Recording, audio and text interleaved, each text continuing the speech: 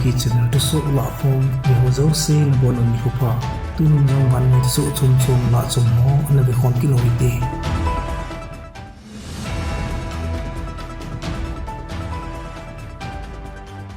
Pyongyang in nuclear sim na lampanga sangta atupna anei jingo don but na dinga ginchat umta in South Korea le United States sipaiten Yellow Sea tuipi chunga joint air drill ananei khom lanin ahi hichi drill chu achi sani khwa United States Defense Secretary Lloyd Austin le South Korean Defense ato kiba pi pa to kimuto na ananei lhonna security lampanga hata a kitho khom ben le North Korea gi na malama jong hi sanga linzo le na sazo drill nei khom jing nadinga kinop to na zong ananayo ahi hichito kilhan chun tu tha a joint air drill abol na vahin United States Air Force hakon steer fighters le Korean military akon garsat len na phasompin pan anala ovinahi hichi United States le South Korea te drill don bot nan Pyongyang akon tu pon chun United States in akika ova umjing ki het them to lo na chu hata san sa be ova akhon nagai apha hitai ativ nahi chule gamkai sunga hi kidona galpi kho sita asodo sa go no hi tin hata in demna anane ovinahi geldo thai khat chu achi sa kum sang ni somni lani koma North Korea ten Advanced Intercontinental Ballistic Missile hata patipna anei wa ko na South Korea to akika alhon ki het thim to lo nahi hata hong kho si anahin chule South Korea le United States military drill nei khom hon tapo chu lam chumchuma don butna nei dinga ki gut na zong anayo hi North Korea State News Agency na phondo dungzuin Pyongyang in iti izong le United States in kidawna lungput achi pi jing lai siwa North Korea te to khoma ki ho khom na ding nga lunglut na anei poi anati na hi hinla wa chan ni khwa White House a kon to phondo sun North Korea te ngo na chu bullabal nei lo a hi anatin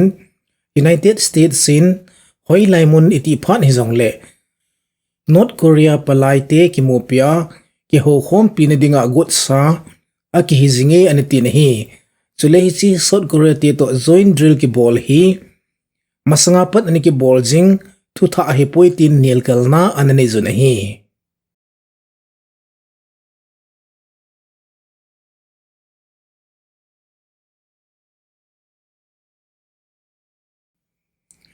United States Under Secretary of State's Victoria Nuland in bulletin sim khat ni khochun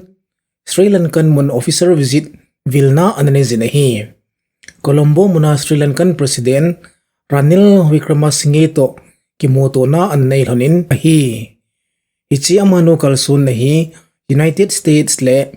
Sri Lankan en kimatna ki hep thiem to na anei kalung kum som sagi langal hinna melchi na khat jong ahi ichi Colombo muna Victoria Nuland in China in Sri Lankan ki thupi ni dingin ahi na bangta in pan alapon Sri Lankan in angai chat ta International Monetary Fund akon ay hado na ding panhatiin alapoitin China demna ananay zinahi gelo tay katsu Sri Lanka mite hi hasad na hinto naw ni ho hongso le jingtan akihu na ding uwa International Monetary Fund kithopi na ahilo le bailout 2.9 billion ngay chat niya ahi Newland in asaybe na Sri Lanka kithopi nan India chule Paris Club hon pan nasatain alazingovin ahi International Monetary Fund anga kithopi na api na dingovin assurance api vezong anati nahi ama na saybe na United States in Sri Lankan mite kithopi na ade a simlai sang somko le sangum ho ne le sa ding pan na dangka $30 million api dingon kitip na zong anane zinahi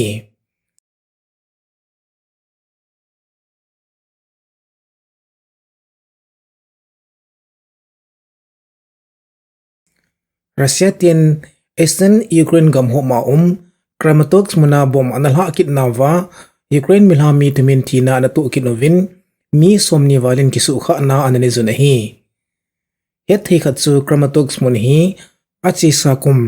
sangni somdali kuma patna Russia in atu sanu galgo bolhon pansa na anei jingnaw mun khat jong chu a hi alangkana Ukraine vai hom tia kun tu phondo dong zuin Russia in kum khat hinna bulten sim somni lelia kun atha ba Ukraine chunga gal satna atha be le hatta hin pat kit dingun asiu na hi hichina ding chun Russia sipaite omsa pangluwa atha be a mobilize lakni wal aman cha be dingun asiu na hi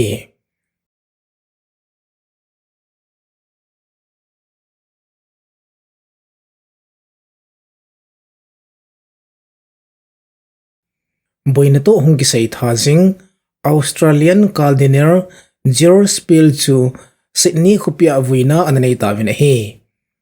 ama hi sexual abuse thwa anakingo Catholic holam kai lin loi khat chu an hi hinla vai khuningin akingo ana chu a hilodan phondo an hi thanikin chu Sydney khupia Saint Mary Cathedral muna anomina hi Australia Prime Minister Louis Tony abot pannan lamkai lin tampin hizikin chun opna ananeyon hi ama hi Australia gamsunga dinga het thei ta le hobung kiloi khom na sunga ginom ta todo nei ta mi khat chu an hi hinla John than hoina thua ngo na zin kum khatwal songkul an tangin a hinla khunungin hait konin an thim chan se na hi hiji chun a thinin jong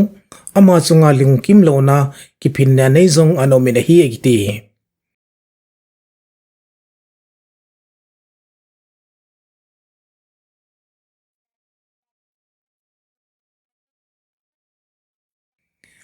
Myanmar gamsunga junta vai homten state of emergency chu lagup apon khumbe ki tawina hi hichin avat sa chu junta vai homte maman ana phon do saw agas lasung nga milhanna election umninga ana sayo chu nungchon sa beding tine chu hi Myanmar acting president in thusoh mi ho henga ana phon do dong zuin hichi state of emergency hi bulte ni sim khat ni khwa ki pana lagup sunga chilheding a hi aniti na hi anom sa emergency chu turbor kumsang ni somni le thum sunga chu ki chai anaitan hinla gamsung pumpia khopi hop thumwal military khutno ya umnalai a hi zia hichi emergency hi ki phongdo a hi aniti be na hi Myanmar gamsunga boina kumni lingse na hi ta jingwangin janta vai homten National Defense and Security Council min achun gamsung thu sei khom na anayon chamna om theinai lo to lona state of emergency chu ki phongdo a hi ani tv na hi